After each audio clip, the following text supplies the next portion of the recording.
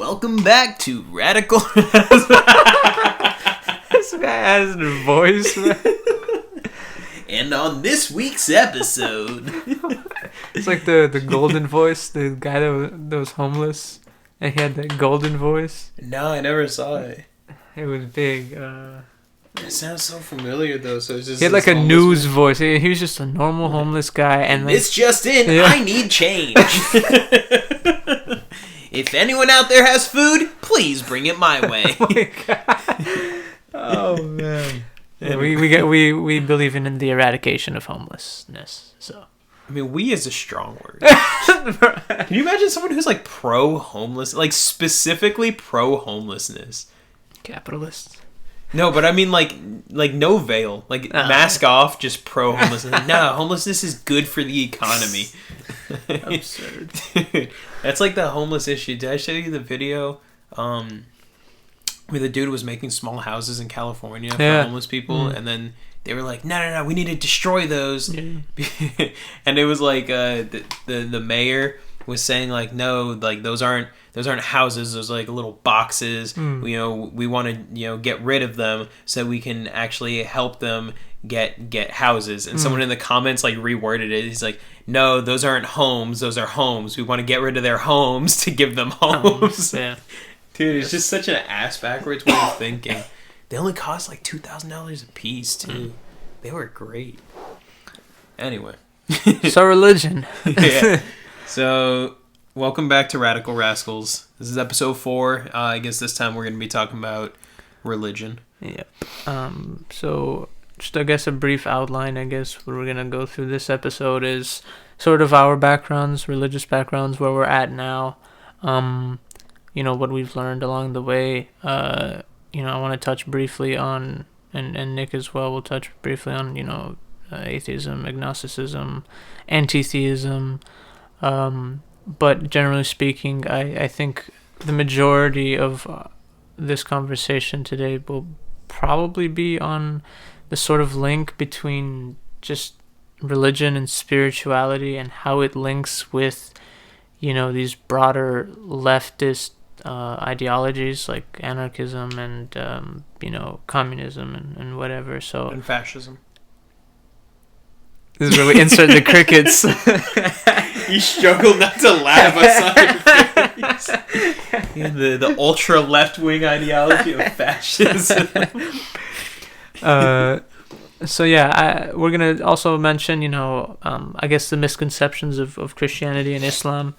And how those religions, especially those two religions, are actually pretty radical. I guess in their true form. I guess they've been sort of misinterpreted and whitewashed. So yeah, Nick, let's just start off by you explaining or giving a brief background on your religious history, your religious background. Sorry, I was struggling not to make a joke. Uh-huh. It's hard sometimes. Sometimes I just want to be ridiculous. It's normal. So back to all right. No, so my background is Christianity. I was born and raised as a Christian. I think just non-denominational. I don't think we were specifically anything. Maybe Protestant. But I think Protestant is kind of just a vague term anyway, because it was anything that wasn't Catholic was considered Protestant. Right. So yeah, I would comfortably say non-denominational, because we weren't Baptist or Seventh-day Adventist or any of these other subgroups. But yeah, so we were actually really Christian growing up too. My parents used to read the Bible to us every night. We used to go to church twice a week. A few of my family members are pastors. My grandfather, before he died, he was a pastor. So yeah, it was a lot of Christianity in the household, and it definitely played a big part in my childhood the more that I think about it. But yeah, that's I guess that's my background in a nutshell. So yeah, my background is in Islam. I was born and raised a Muslim because my parents were Muslims. And I had a very sort of serious inferiority complex growing up. because I was a Muslim growing up in a world of Christians, and I remember, but my parents were, again, they weren't very, very religious like that. We didn't practice it like that. We did small things like we didn't eat pork. Uh, my parents taught us maybe a few prayers, like not even, they just taught us to say, Bismillah, and things like that. But it was never like, praying 5 times a day. I don't even think I've been in a mosque with my parents, but we have like Qurans all over the house, and so I guess it was more of a cultural Islam, sort of. But, again, going back to this sort of inferiority complex that I had, which really shaped my religion, my thoughts on religion going to school. I remember in 5th grade when me and Nick were in the same 5th grade class, and on open house, which is, the first, how would you explain open house? Open house is like meet the teacher. It's where you come in before school starts so that you can like meet your teacher, your parents can meet your teacher, they can explain the curriculum and all of that, Yeah. so you get a feel for how everything is going to go. Yeah, so me and my dad went to open house for my 5th grade class, and on each desk there were like groups of desks. There were like four desks in each group, and in the center, like in the where all the desks met at that point, there was a cross, right? Like a stick shape, Oh yeah, it was like a tiki torch with like a horizontal piece of wood on Yeah. it, wasn't it? So Yeah. it looked like it was a cross in the Exactly. center of each like cluster of desks. Exactly. And my dad saw that, and he was like, he told the teacher, like, why are there crosses here? You can't have religious symbols. And the teacher said, they're not religious symbols. My dad's like, well, I don't want a cross in front of my son's face. And I remember hearing this conversation. I pretended like I didn't, but that really shaped a lot. Like, it gave me this inferiority complex, because when school started, a student asked, like, what happened to the tiki thing, the thingy? And the teacher was like, well, it Shut up, offended... Taylor Jones. Shout out Taylor Jones. You and Cheney.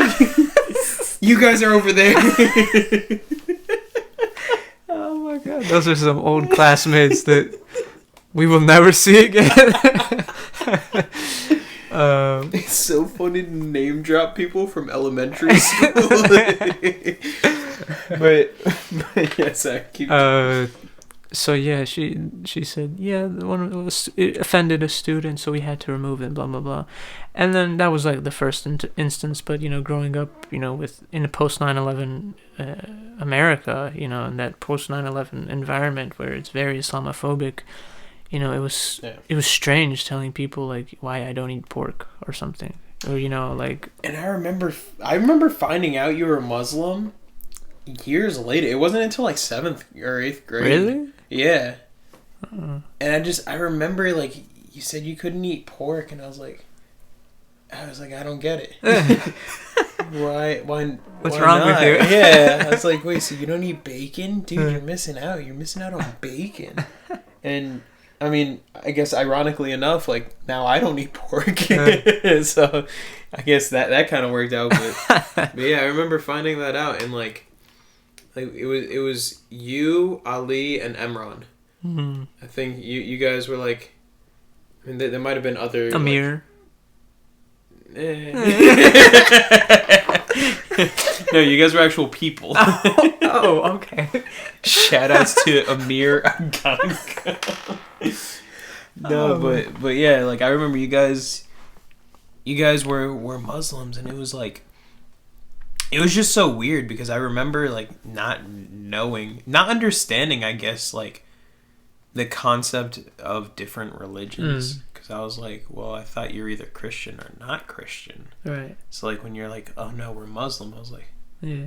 wait, aren't Muslims bad guys? Yeah. And it's like it's weird like trying to wrap your head around that as a kid, because you're like, well, why would people want to be the bad guys? Why would people want to believe in the bad guys? Like, that doesn't make sense. So I just never really thought about it, because I was like, I don't get it.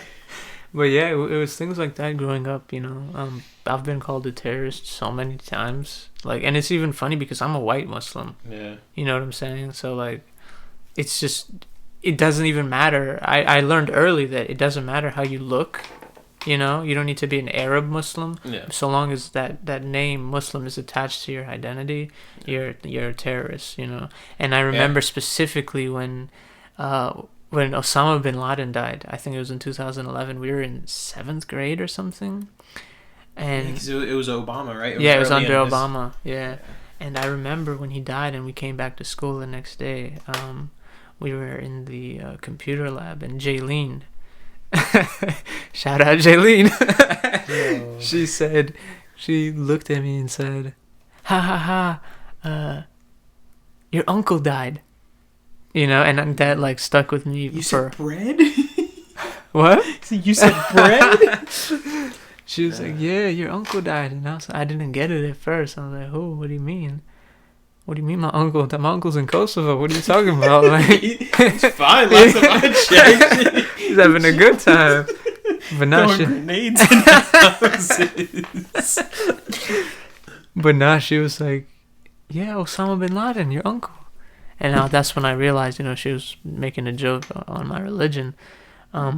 But shit like that stuck with me early, and it gives you an inferiority complex. Like you're less, you know, and you're surrounded by, you know, all these people different from you, and you know you're somehow the wrong one, you're somehow the bad one. And I didn't really have that proper education. My dad taught me how to defend myself, you know, when it came to religion. You know, it's not like my parents were, you know, westernized and adopted, you know, Christianity. They're still Muslims, you know what I'm saying? They never left, but and they did teach me how to practice. I remember my how to defend myself. I remember my dad, you know, telling me arguments like, if your teacher says something, say this. Check her. If somebody says something, if somebody calls you a terrorist, check them. Say, what about the KKK? Say, what about the United States bombing Japan? You know, say, what about the United States imperialism in Africa and South America? What about that? You know, no one talks about us bombing Japan. Yeah, nobody does that. Like that gets glossed over a lot, but yeah. people never really sit down and like recognize, like, imagine like downtown Orlando just being obliterated by a bomb. Yeah. Like that is not like Boston Marathon bomb, like no. Like millions of lives, like family. Sorry, this is off topic. It's just every now and then it hits me where I'm like, dude, we like eviscerated 2 whole cities. Like it's crazy because not even just we killed the people, like they were entirely erased from history. Like that is insane to think about. Sorry, you can keep going. It's just... No. I mean, it's necessary to the topic because that's terrorism. Yeah, that's the only example in human history of, you know, atomic bombs being used, and to this day, kids are being born with defects and shit like that, and that's terrorism. What did Islam have to do with that?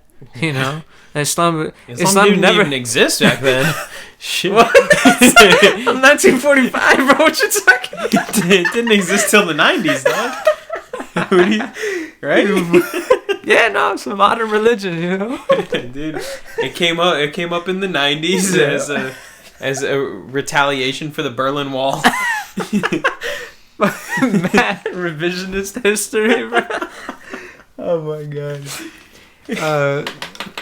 But yeah, so that's sort of my background. And then I guess we can talk. I'll start since I'm already speaking about how our beliefs kind of changed.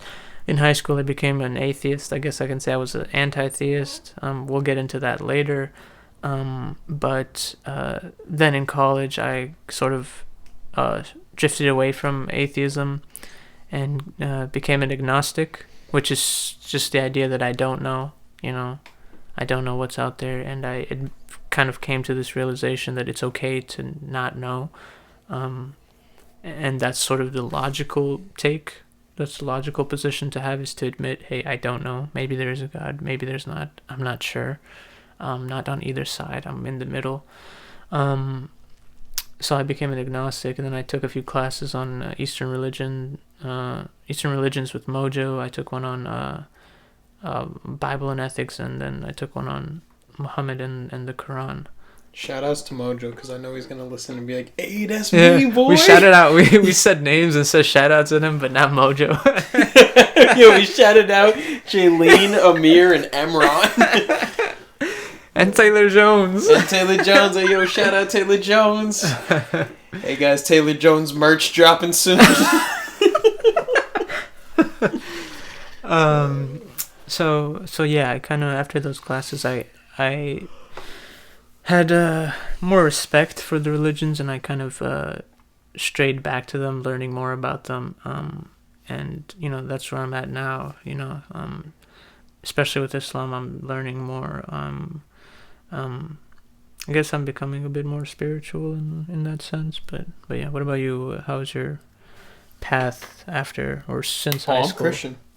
Oh, you still Christian? You didn't shift? Yeah, dog. I didn't learn nothing else. Nothing. I ain't read no Bible. I got the same beliefs. Nothing changed. Right. No evolution. Yeah, that's good. Yeah, that would be such a sad life. You just never evolved.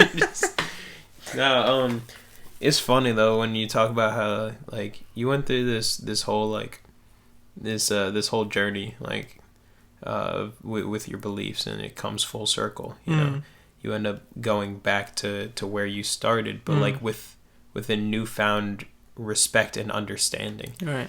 I think that's a lot more important to religion than like indoctrination, which I think a lot of religions focus on indoctrination. Right, like, right. Oh, kids are young, just fill their head with all this shit. Exactly. It doesn't matter what they believe. It doesn't matter. They can't hear about other stuff. They just have to hear about this, and then it'll just instill that foundation.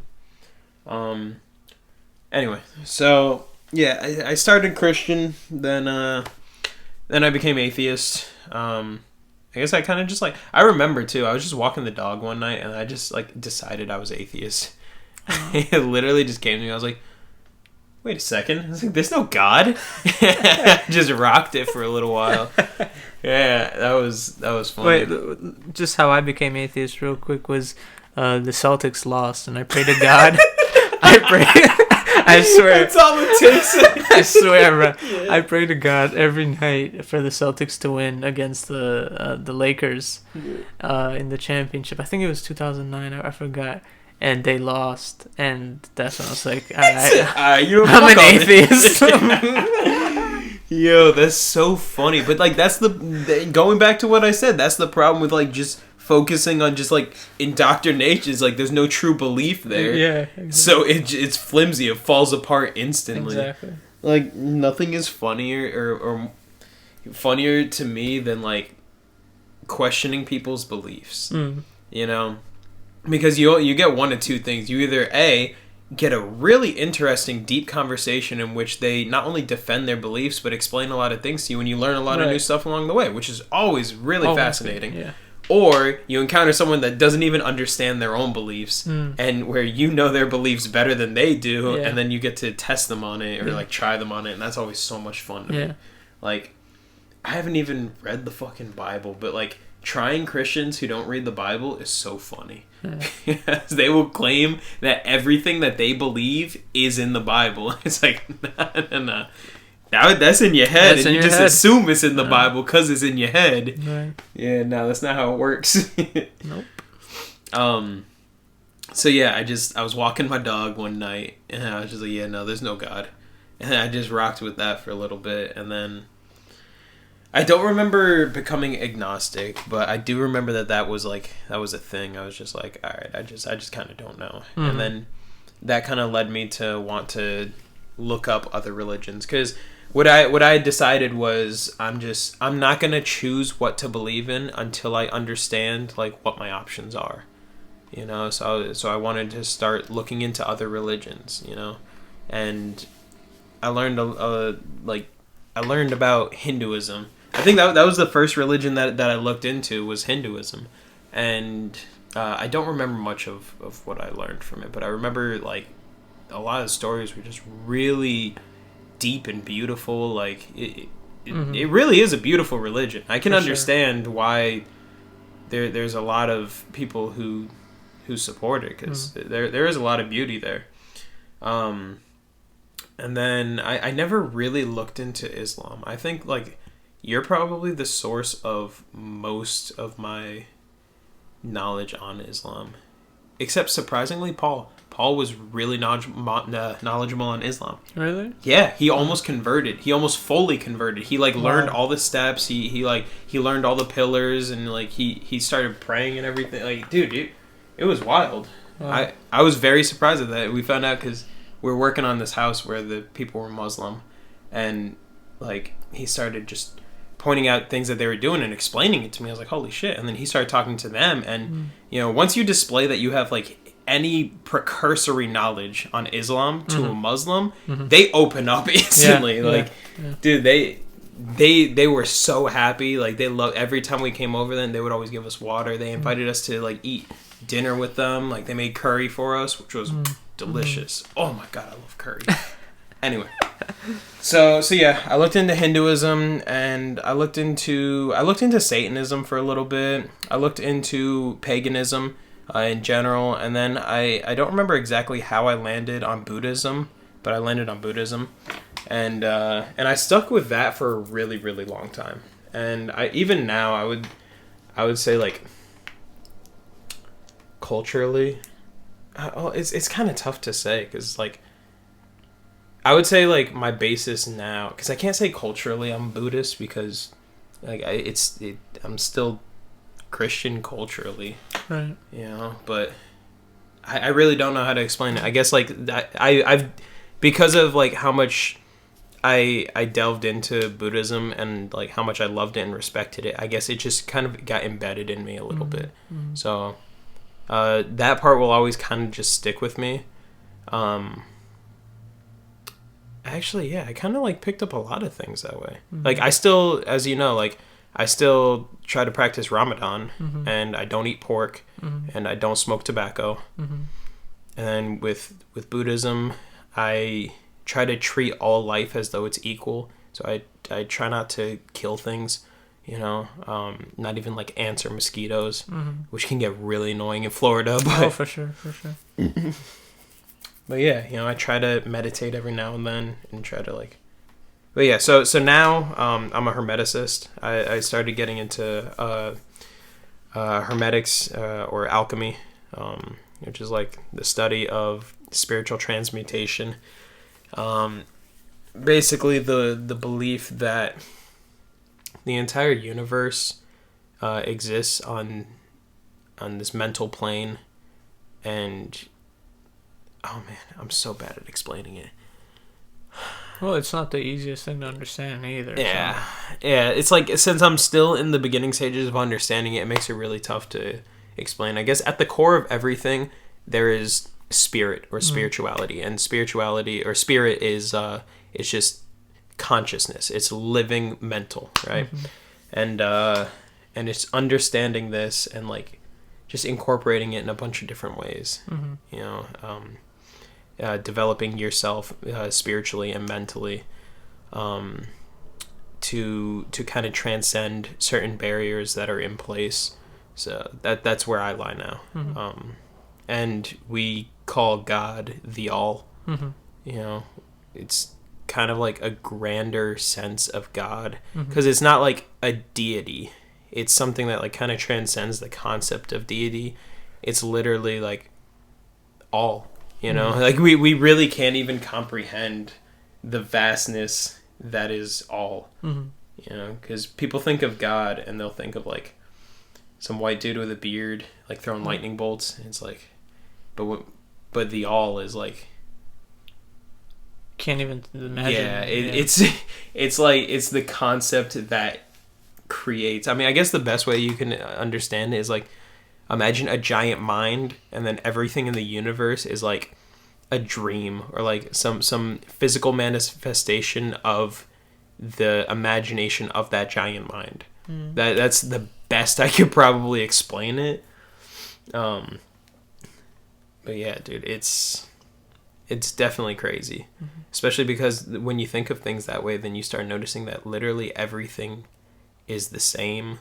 Everything has little pieces of the all in it, since it's all just different manifestations, and all living things are different expressions of life.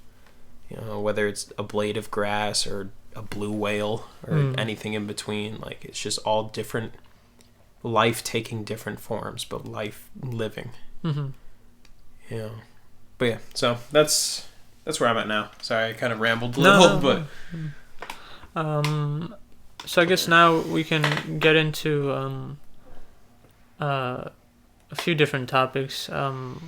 Sort of the misconceptions of Islam and Christianity, because those are the two most popular religions. How many Christians are in the world? There's like almost 3 billion. I was gonna say like 13. 13 what? 13 Christians. Jesus and his 12 disciples. That's it. That's it, dog. There's the only 13 true Christians. Everyone else is false prophets everywhere. So yeah, I mean they make up. I mean at least like 3 billion or 2.5 billion Muslims, or 2.5 billion Christians and about 2 billion Muslims. I mean that's a significant portion of people on the planet. I know Sunni Islam is the biggest group in the world, and then Catholicism follows right after it. But regardless, I think we'll get into a discussion of... You're right. Yeah, about 2.5 billion Christians. So we can get into, I guess, clearing some misconceptions. I guess I first want to say that I think that sort of my hypothesis here, which is not even mine, but it's very common on the left, especially with religious leftists, Christian socialists, Islamic socialists, is that Christianity and the teachings of Jesus are inherently left-wing. Whether you want to say they're inherently anti-capitalist or inherently socialist is up to you, but they're definitely left-wing, as goes the same goes for Muhammad and the teachings that are in the Quran. So doesn't he teach in the Quran about finances and how to operate like business and government? Yeah, there's a lot of that in the Quran. Most of the commandments in both Christianity and Islam are surprisingly not theological, but economic and social commandments. Yeah, that don't murder, don't steal. Exactly. It has less to do with the being of God and what to believe. Although it is there, but it's clear if you read the Quran and the Bible that the emphases are on economic and social life. Dude, imagine like the Messiah does come and like he replaces all commandments and replaces the Bible. He's like, listen, we've given you guys like a couple different versions. Yep. All right, this is the last version. Just don't be a dick. All right, just don't be a dick. Can you guys handle that at least? I don't care what you eat. I don't care who you fuck. I don't care what you smoke. Just don't be a dick. Can we get on that page? And everyone's like, but I mean, he's kind of being a dick. Like, bro. It's interesting that you brought that because technically speaking, in the Abrahamic religions, it's clear in the Quran. Islam is sort of the final religion of the three, right? Muhammad is seen in Islam as the final prophet.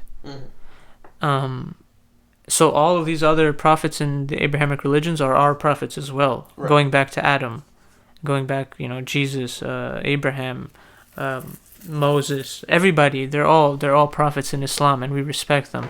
And when we say, for example, which is a common misconception, like... Oh, that Muslims don't believe in Jesus. Yeah, and we do believe in Jesus. And when we say his name, we say Jesus, peace be upon him, the same way we do for the Prophet, that most Muslims do. I still haven't gotten into that yet, gotten used to that. But, we say Jesus, peace be upon him, Adam, peace be upon him. They are our prophets, because Islam is an Abrahamic religion. We believe in the same... pretty much the same message, because in the Quran it says that I have not brought you a new message. This is not a new religion. This is the same message given to the previous prophets before you. But the world, the people around it have not been able to... It's just retranslating the same exact message. Exactly. The same message is there. And, that's what I kind of want to make clear here, is that, we can take I guess 3 figures, right? We can take the Buddha, we can take Jesus, and we can take Muhammad. And really, none of these figures came to bring a new religion. Right. They weren't interested in establishing a new religion. Actually, yeah, you're absolutely right. As far as I know, Buddha was a Hindu. Yes. Who was upset with the current state of Hinduism and where he was in his land. And all he brought was new teachings in regards to attaining enlightenment and exactly. having that be the focus instead of all this bullshit that inevitably led to suffering, exactly. which he sought to destroy. Right. That's why... basically, yes. Yeah. You're right. So, Buddha did not come here. He wasn't a Buddhist. He didn't come here to bring about he wasn't Buddhism. Sent by God. Yeah. It's literally stuff that he had just discovered exactly. on his oon and had just sought to bring into the world to teach others to do. Right. There's actually a lot of correlations between Jesus and Buddha in not in the religion or any of the stupid details people focus on, like the virgin birth or any of that, but in their teachings and how they went about doing things, there were... No, I wanted it there. They were very similar because it all basically came down to just love yourself, love everyone else, love the world. Right. That's pretty much the essence of all of it. I think Jesus even said at some point, whenever asked by one of his disciples, what the most important commandment was. He was like, they're all important, but if there was one, it's love thy neighbor. Yeah. Because everything else can kind of branch out of that. Just if you guys love each other, everything will kind of fall into place, regardless of the extra details. Yeah. I mean, there's a lot of overlap between the teachings of even with Muhammad. I mean, again, Buddha was not a Buddhist. He did not come to establish Buddhism. Jesus was not a Christian. He was a Jew who came to reform the current state of Judaism that was being taught from the temple.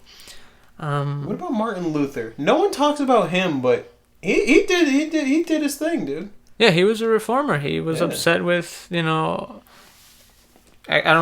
not considered a prophet because he came a lot later, but it's the same concept. You're right. Yeah, right? He saw how the Catholic Church was doing things, and he was like, "Yo, guys, I think this is fucked up." So he posted the 96 or 93 thesis. I think it's 96. I don't know. 95. 95, I think. Yeah. He posted that shit and got excommunicated, and that's wild because back then they could have he could have got dude. He could have got killed for that.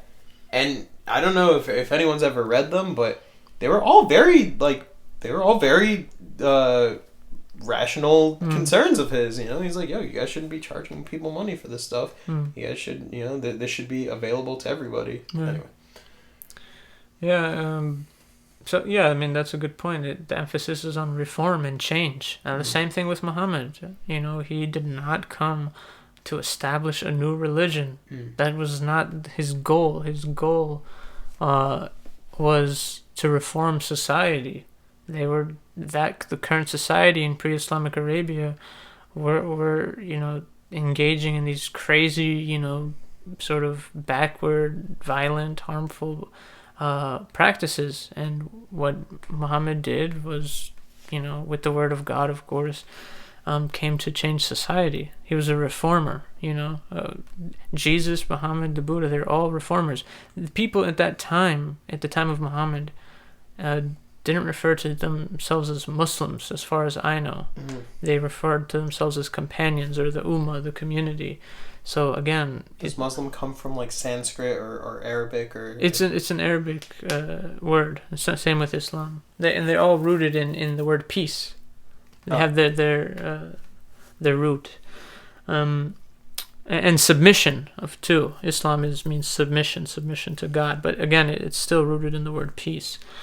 But regardless, I think it's important to emphasize that. So, especially when it comes to Christianity, I think a lot of Christians have a distorted, whitewashed view of Jesus and his teachings, because I think historically speaking, who Jesus was not as peaceful as people think he was. Jesus was, to me, a revolutionary. Yeah, you know, I'd say he's non-violent, but not. Yeah, I get what you mean. Yeah, and he definitely wanted to bring about change in society, and his death tells us that, right? He was crucified, and anybody who understands the historical context of crucifixion, his death, his being crucified, tells us that he committed an act of sedition, which by definition is stirring up rebellion against the state. So it's a crime against the state, which at the time was the Roman Empire. So what Jesus was doing was committing an act of sedition, which is why he was crucified. And that's what crucifixion was for, specifically. It was for people who committed crimes against the state. And people forget that. Like, Jesus was, like, a revolutionary. That's why he got crucified. And we don't know much about Jesus. We know very little about Jesus, but we know about his death, and his death can tell us a lot about who he was. So the fact that he was crucified tells us that who he was as a person, what he came to do. And throughout the New Testament, he is totally identifying with poor people. He's identifying with hungry people, with sick people, people who have been punished by the state, prisoners. People who've been forgotten by the state. People who've been forgotten, exactly. That's a theme that is throughout the New Testament, and people forget about that. They like to gloss over that, and I go back to Matthew always, the verse of when he says, "I came not to bring peace, but the sword." And I think that tells us a lot about what Jesus was really about. And I'm gonna go here. I have a few quotes, but if Nick, you wanna give in your two cents here, well, I'll just have elevator music while we wait.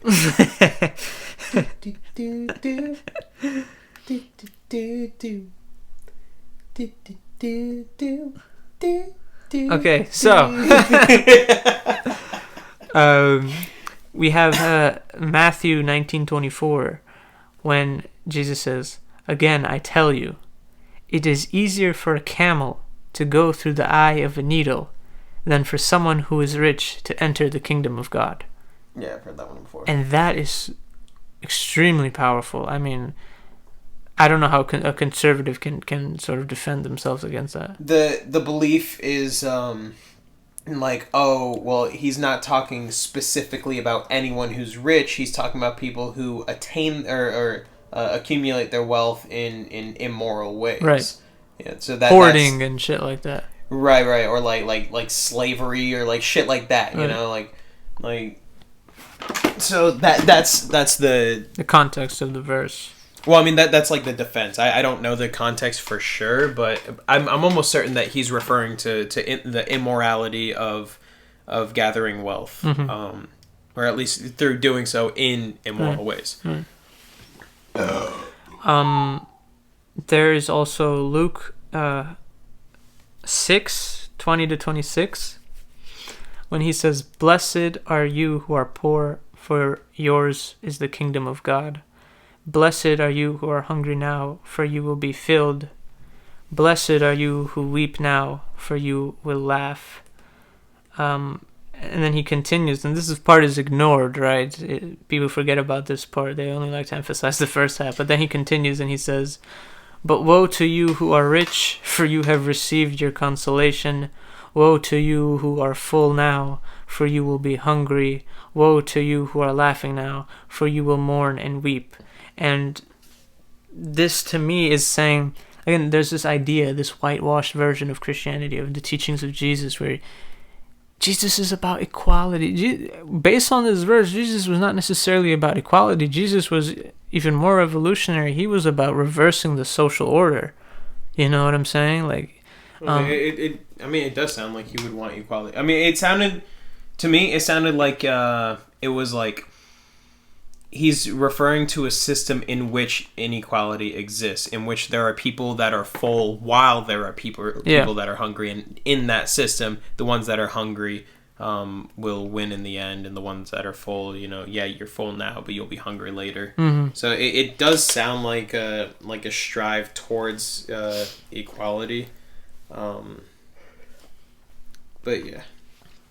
So that's revolutionary to me. Yeah, no, I mean, it still is. It's definitely still like a system reform. It's like, why are we living in a way in which like we have so many hungry people while we have so many people with too much to eat? Right.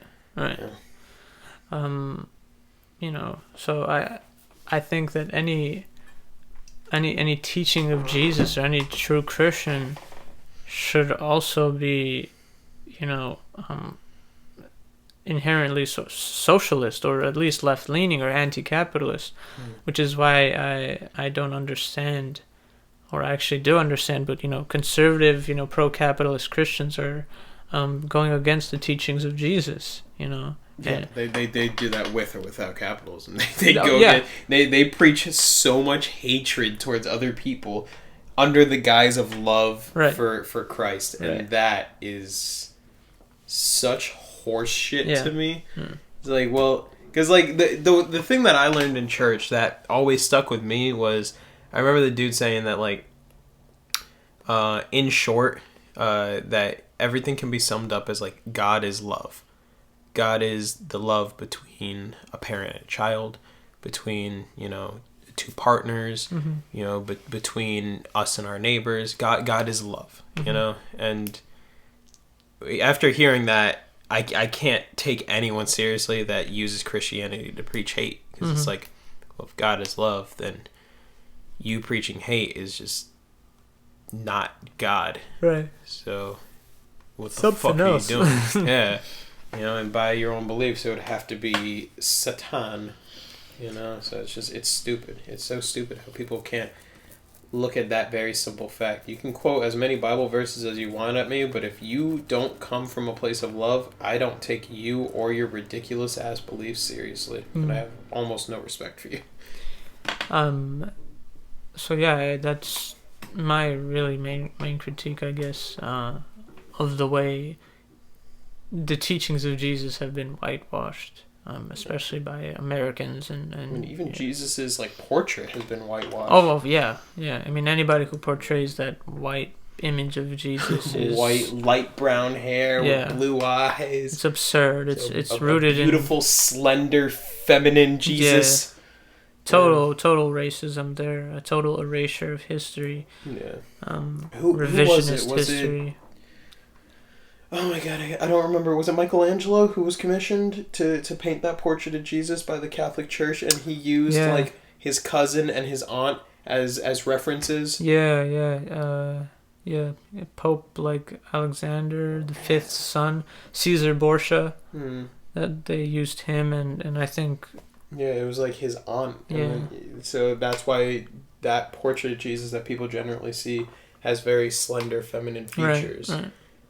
They wanted a European white Jesus, When he was in the Middle fucking East. Yeah. Like, literally. He was in the Middle East 2,000 years ago. That motherfucker would have leathery ass skin. Plus, don't they describe Jesus? I heard someone saying that in the Bible that they describe Jesus as having like wool-like white hair or something. Yeah, there are some descriptions of Jesus. I never looked into that for sure, but while you talk, I do want to look into that. I mean, the image of Jesus is important because it's rooted in racism. So they wanted a white Jesus because they wanted to feel superior, and that's why they've used Christianity as an instrument to enslave and subjugate people of color. Because if you're white and Jesus, who is technically God, looks like you and he's white, then you sort of have that authority. You have that sort of supremacy. Why? Because God looks like you. And if you're some, black guy or black woman, Jesus looks nothing like you. So, it becomes a problem. But that's why it's important to emphasize that, sort of God is supposed to look like you, You are God in a sense, like Yeah. You know, so that's what breeds the superiority, because it's like, oh, well, we look like our God. Exactly. So we must be closer to him. Exactly. That's so fucking simple. Yeah. It's so fucking simple. I just looked it up, and yeah, apparently it's in Revelations that they talk about Jesus' skin being darker, him having woolly white hair, and like feet of bronze, shit like that. Yeah. So I mean, anybody who perpetuates this image of white Jesus is engaging in perpetual racism. Yeah. You know, that is deep. That is so deep in history. I mean, that's why it was used. That's why Christianity was a super important tool in enslavement here in the United States. But that's why it was always the first thing that went into areas. Yeah. I heard someone say like that whenever Christians would go into an area, they would go in with the Bible, right, and the other people had the land, right, and they would leave with the land, and the other people would have the Bible. Right, exactly. So it's clear that Christianity has been used as a tool of oppression. But at the same time, that doesn't mean that Christianity itself is inherently oppressive. Exactly. And that's what kind of confused me as a kid growing up in high school, was I saw this and I thought it was so profound. Like, oh my God, Christianity has been a tool used to oppress people of color, you know? Yeah. And I was like, oh, fuck that, you know? I'm going to be an atheist. You know what I'm saying? Yeah. And until I realized, and there are like figures in the United States like, you know, Nat Turner, who led the slave rebellion, and John Brown, who also led, you know, abolitionist movements, and they were deeply religious. And I was like, wait, hold up. How are they using the Bible to fight against Christianity? Yeah. And that's what sort of led me to get into like, yo. I mean, Nazis were super Christian. Yeah, Nazis were super. It's all, again, interpretation. But at the end of the day, it's pretty clear, given the historical context, what the teachings of Jesus was about, and who is, you know, who has a better interpretation, or a more accurate interpretation of the teachings of Jesus. Because if you use the teachings of Jesus to oppress and enslave people, then you're not reading the Bible correctly. Yeah. The Bible is all about, you know, again, love. That's the central message. Same with... Bitch, I'm gonna have to read the Bible now. All this talk, it makes me want to have to read the Bible. The central message is love, but as Nick said, and that's true, that's what it comes from. But it goes deeper into the sense that love is through fighting oppression. Love is through... Right. Love can take forms that exactly. people don't like to admit. I mean, right. You can fight oppression from a place of love. I mean, you can't hate from a place of love, but that doesn't mean you can't fight from a place of love. You know, if I'm fighting to free my people, to defend my land and my culture, and to better everyone as a whole, that's love in its purest form, you know, because love at the end of the day is wanting what's best for someone regardless of self-interest. Right. So I mean, it's so fucking stupid. I mean, even when you just going back a few steps, like the concept of Jesus being a different color is so absurd to me. Like, because like when you really sit there and think about it, who the fuck cares? Like, imagine like all these Christians, right? And then Jesus comes back and they're upset that he's 5'4". Right. Right? They're like, "Oh, you're a little shorter than I expected. Right. Everything you must have taught was false then." Yeah. Like, who gives a fuck if he was black? Like, I mean that in like the positive way, I guess. Like, because I don't mean... You get what I'm trying to say. You're not saying that his skin color is insignificant, because it is significant in the sense that we shouldn't be portraying a white Jesus. Yes. But at the same time... his teachings are the important part, so the fact that people focus on him having to be white as if that matters is so fucking dumb to me. Because it's like, okay... why? Yeah. Like, the fact that that's your focus means you're not listening to anything, right? We don't have a picture of the man. We don't fucking know what color he is. Right. But what we do have is like his teachings. Yeah. You know, it's so stupid. It's so fucking dumb. I guess just some closing points on Christianity. I just want to repeat that, Christianity to me, how I interpret it. Again, I'm not a Christian, but I have learned from Christians. Fuck it. Jesus is black. I'm going to stand by it now, just to piss off white people. Jesus is black and so is Santa Claus. And the Easter bunny is Mexican. Okay, there you have it. Yeah, I'm standing by all of those statements. I'll fucking fight people for them now. This fucking beer, it makes me rowdy. Christianity definitely. We can use MLK. I think it's important to touch on MLK here because he is like one of the most important figures for the fight for civil rights and black rights. And for socialism. That's right, and that's what I wanted to mention is that the fact that he was a socialist was really overlooked. Yeah, and you motherfuckers didn't know that, did you? Yeah. MLK was a socialist. He was a socialist, 100%. Who were the other ones? There was like a whole list of like famous figures throughout history that were socialists. Was Tesla a socialist? Albert Einstein. Yeah. Okay. Helen Keller. The blind lady and the deaf lady. Is that? She was a socialist? Yeah, she is a socialist. I don't know. I know what list. I know what. I know what list you're talking about, but. I just mean like, how did she learn about socialism or spread the teachings at all? She was a socialist. She liked that stuff, I guess. I don't know. So like her caregiver was a socialist and it was just like spreading the ideology? Bro, I don't know how that worked, man. I'm just talking about the list, bro. We talk about different lists? Shit, dude. Talking about different lists, that's for sure. Back to MLK. I gotta look it up. We talk about MLK. He was definitely a socialist, but at the time, he was probably even a communist, but, obviously his fame erupted in the 60s with, his speeches and whatnot and his protests and just the general movement for civil rights. At that time, to be considered a socialist or a communist was like an immediate red flag, and he was already on the FBI's list, so if he came out as a communist, he would have been in even, more trouble. So, but he was definitely a socialist. His ideas were very, very anti-capitalist.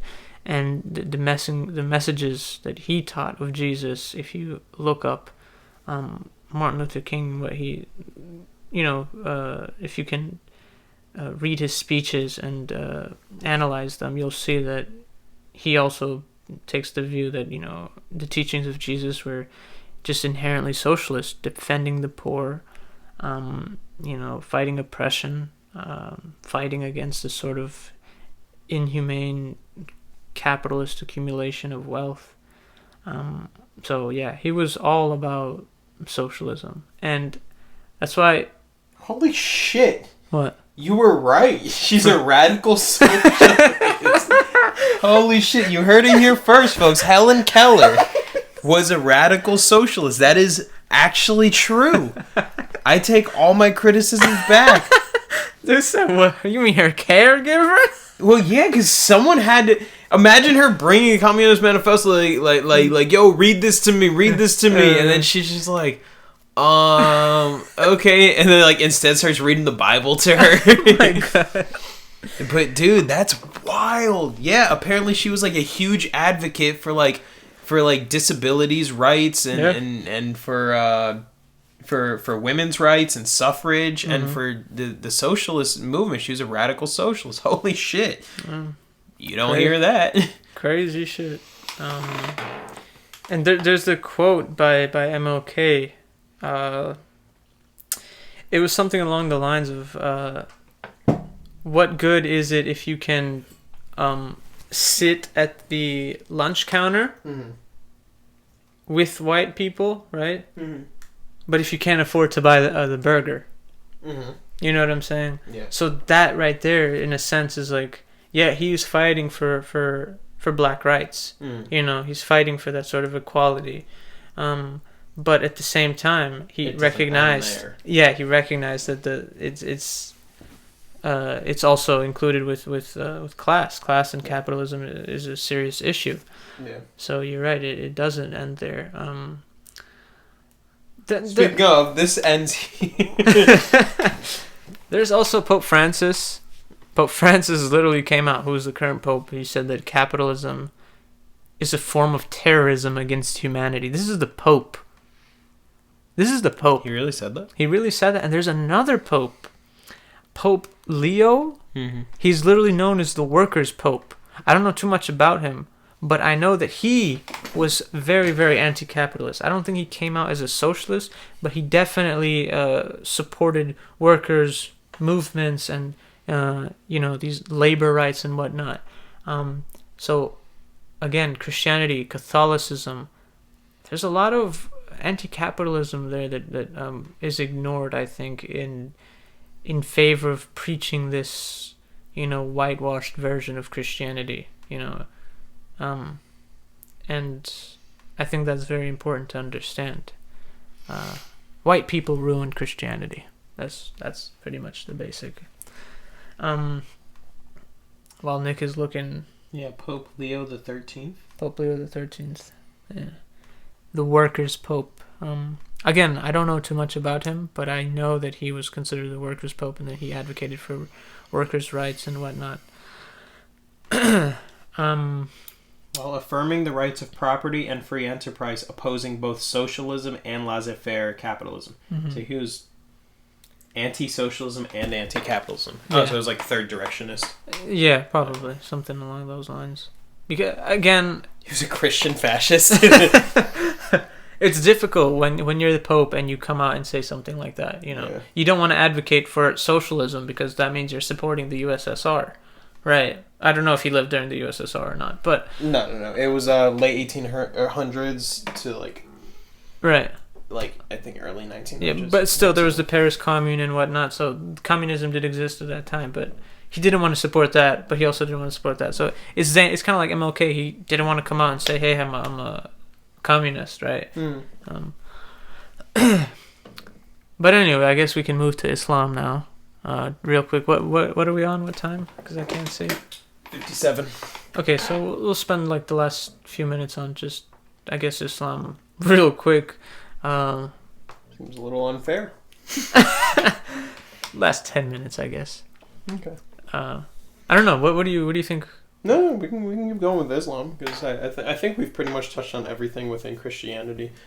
Oh, the one thing I did want to say though is it's because I remember I wanted to say this when we were coming into this, but I completely forgot when we started talking about my beliefs on Buddhism. But that's actually what ended up fueling my early beliefs in anarchy was Buddhism, because a lot of religions prevent you from asking questions, right? Right. It's actually sacrilegious to ask questions most of the time. But in Buddhism, it's one of the things that attract me is they welcome questions, and if anything, they encourage questions.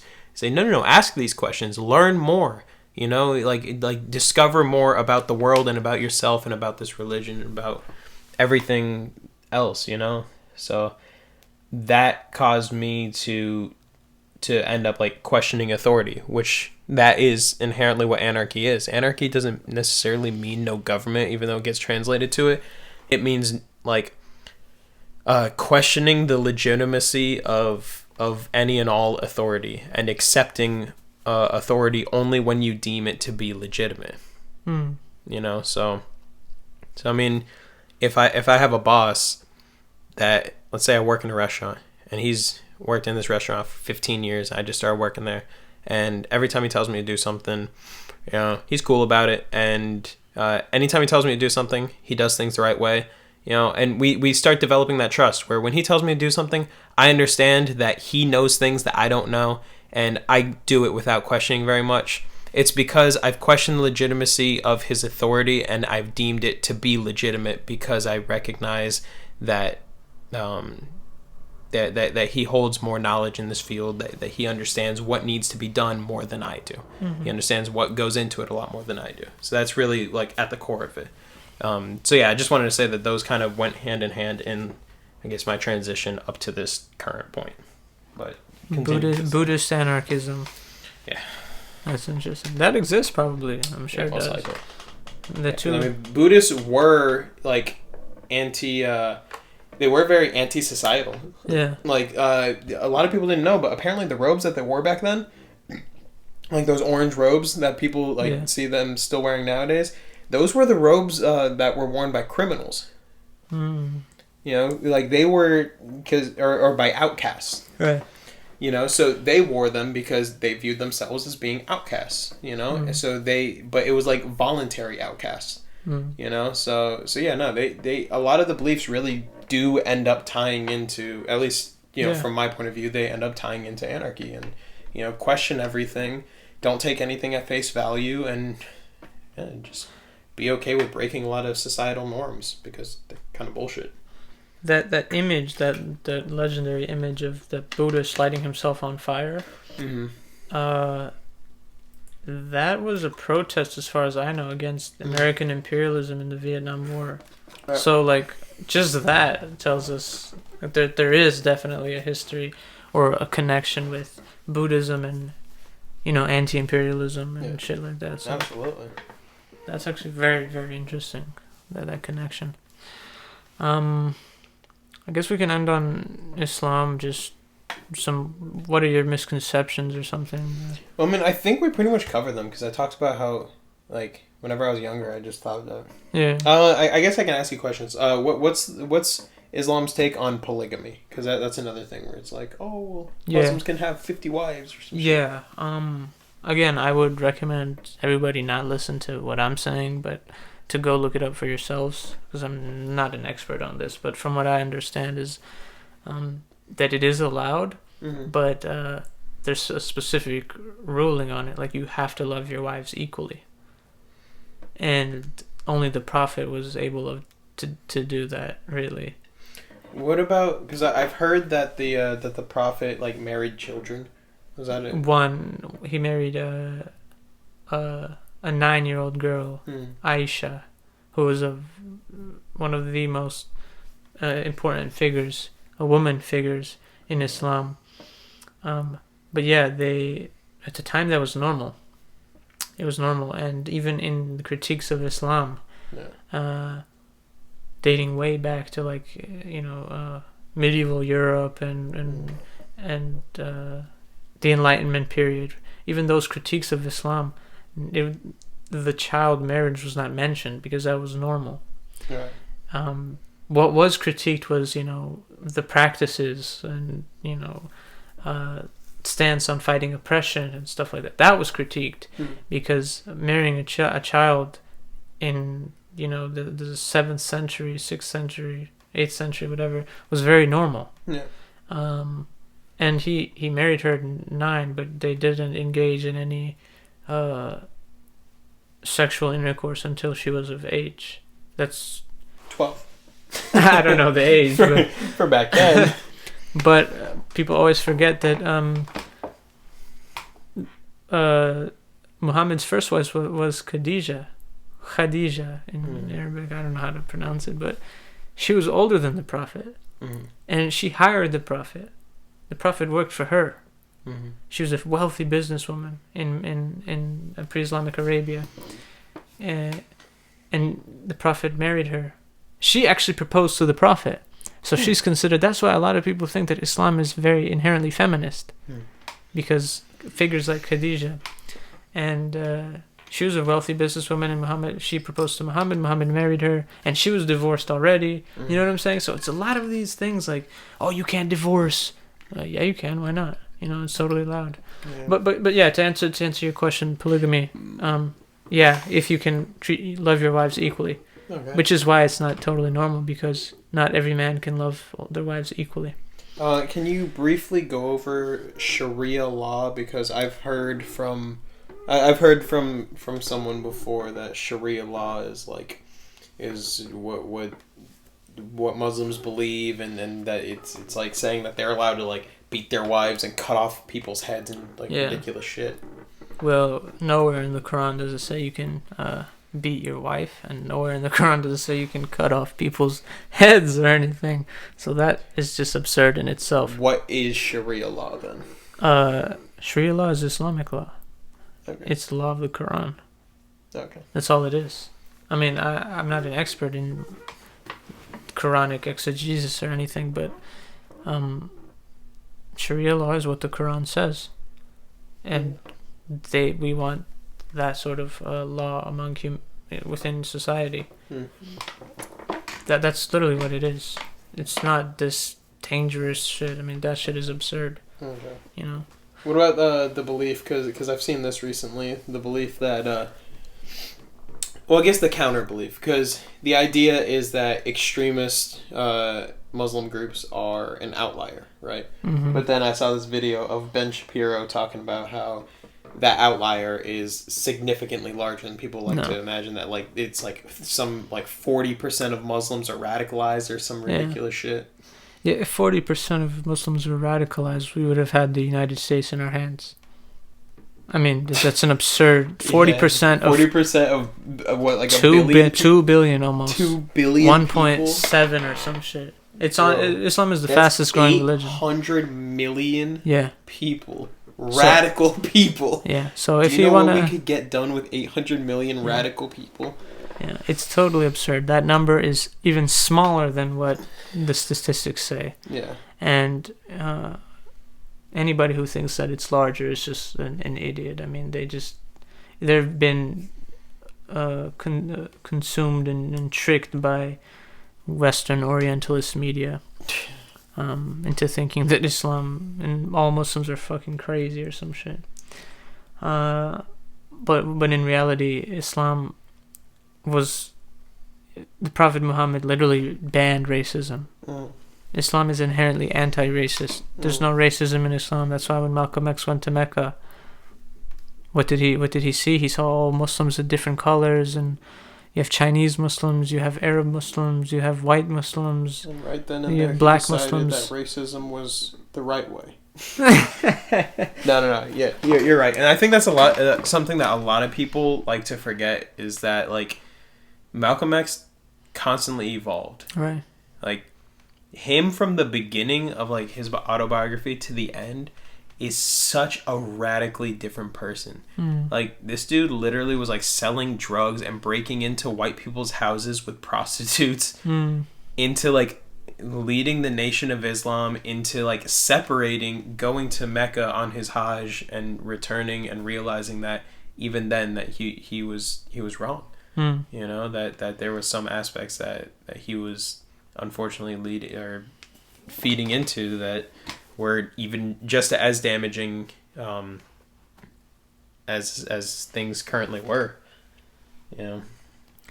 So there's that. A lot of people think that Islam is inherently feminist, and I agree with that. I think that the Prophet Muhammad, and it's all over the Quran, is elevating women. It's about elevating women. It's not about punishing them. It's not about putting them down or oppressing them. No, it's all about uplifting them. We didn't even finish it, or we never even talked about that video that you showed me before this about France banning burqas. Oh, yeah, burqas, the face veil.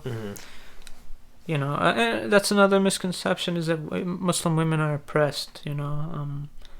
And it comes from a lot of surprisingly liberal feminists who look at that and say, oh my God, why are they covering themselves? Let them be free. And they don't understand. This is why liberal feminism is a disease, really. That's the one that I hate. That's the one that I can get on board with hating. Yeah. Oh, okay. Because I've been wondering like how to frame it, like the one that I like. Oh yeah. Really get annoyed by, but I guess liberal feminism. That makes a lot of sense. It's this idea like, oh my God, the true way to express feminism and to liberate yourself is by stripping naked, going out in the streets, butt ass naked. No, the true way is to enforce, or like to support women in what they decide. Exactly. Is their way of expressing themselves. Exactly. Whether it agrees or disagrees with your beliefs, which is either being incredibly modest or incredibly unmodest, I guess. Yeah. But yeah, I don't remember her name, but the lady with the burqa who was explaining, like, in her closing statement, she said, like, you know, I think, you know, because the other lady was saying, like, oh, this is just hiding women, and like, you know, this is like, it's like you're not even there. And she's like, no, if anything, this prevents the over sexualization that is constantly like forced down people's throats in modern society. She's like, I don't like being sexualized, you know, I like this because it forces people to not objectify me and to deal with me as an individual, as a person, and all of my qualities and my intelligence, not to do with my body or with my appearance whatsoever. It's literally like, it's the opposite of what you're saying. It's like we're connecting on a deeper level. Right. You know, and I really liked that sentiment a lot because it made a lot of sense to me. And that's their way of combating, you know, patriarchy. That's their way. If liberal feminists want to go out and combat patriarchy by, you know, showing a lot of skin, that's fine. Go do your own thing. But they cannot critique Muslim women who decide to cover their body. Because it's not out of shame. It's one thing if it was like out of shame or out of anything other than strictly choice, right? Because to me, I feel like freedom, like at the root of freedom, is choice. Right.